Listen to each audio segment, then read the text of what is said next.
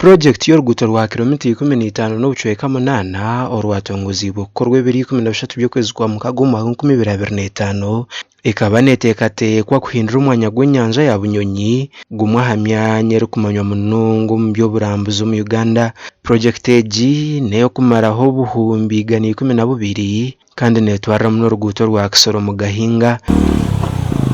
Esente z'okukora omurimo ogu zikaruga omu banki ya African Development Bank eyahiire y'obucweka 95 hamwe na gavumenti ya Uganda eyahiire y'obucweka 15 kandi kampuni ya Secret Egypt Engineers and Contractors nibo bakwasibwe tenda y'okukora oruguuto oru. Omurimo ogu gukaba niguteekateekwa kuhwera emyezi 18 kwonka kitangariza abantu boona okureeba ngu contractor nagireho omurimo yiruka yagenda. Engineer Ivan Mbabazi Batuma orukwebembera ekitongole ky'ebyoburambuzi kya Kigezi Tourism Cluster ayorekera okubashobangirirwe. Twe nkaba Kigezi Tourism Cluster twina kushera ubusasi kandi twina kwetongwitwa abo kuba contractor ubahira umurimo hatagurekire ebyare kwasa ekineki ebyo n'ebintu bi government yarasa kusorovinga kushoborora twe turaja ruyare waba uyiri contractor uyine nobo kureberera kandi sente ziriho zikaruga mu banka African Development Bank tureba za government ekatunge joroni kuguma n'umwaka uretorora kusha. Batuma nagira ngu tubarukwenda kuhurira embozi zoona okwiyaho kureba omurimo guri kugenda omu maisho ahabwo kuba emirimo yabo eteganisibwe munonga. Ebyo byo kutugambira ngu tutategereze eki titurenda ngu tukihurire turenda abo kuba kiraha izina ribi government kiraha izina ribi abarambuza abana abo kuba barashishura sente nyingi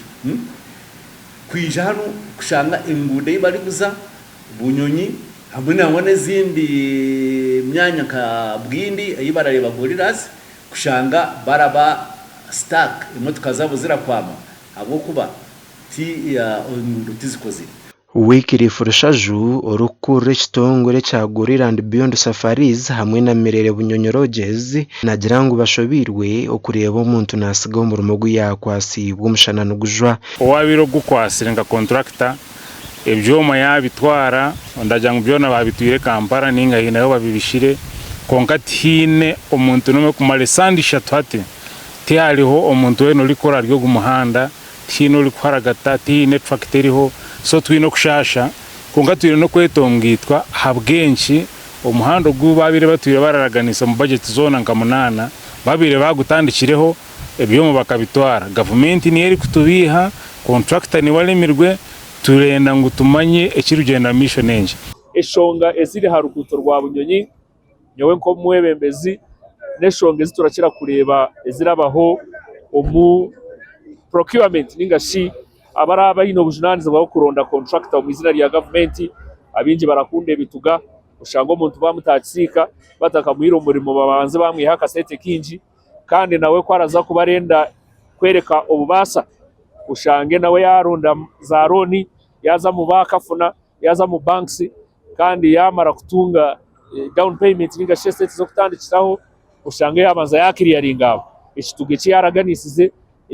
kushashura za roni ziyabandize yaguza no kwayaringa no kutiza ebyoma binji baratiza nebyoma kwereka ngo bine capacity so hati babipangise bamarena byo bwire buringwa birabaragesete so yaza kwika kutandika project ushanga tine mani garagera ki garamara. Abembezi ba municipality ya Kabare enshonga eji bakigambiraho bati nkitwe Kigezi president akatuhirize nkutu baronda contractors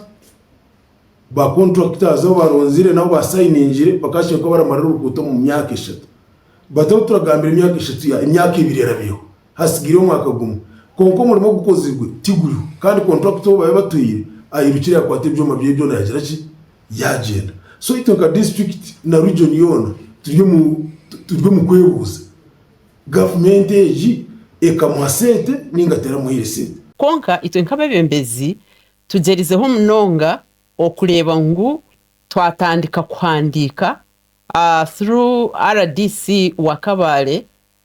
tuhandikire baruha mu Ministry of Works kandi twashuba twahandika no mu president's office okubamanyisa kandi RDC hine baruha already eyibamugarukiremu eco bali kukikoraho munonga habwo kubarara tourism itwe Kabale turagikunda munonga ninga shikigezi niyo yobirera turetera esente tugerezeho kutunga ubushobozi bwo kurugumu security engineers and contractors okurabira hamwe kutugwesemo bitu babase kwata amasomo gitu kandi hona nabwo n'umugambirizi wa ministry y'entambura aransempebwa nawe tabasize kwata amasomo gitu gasha kwa Nelson ahimbiswe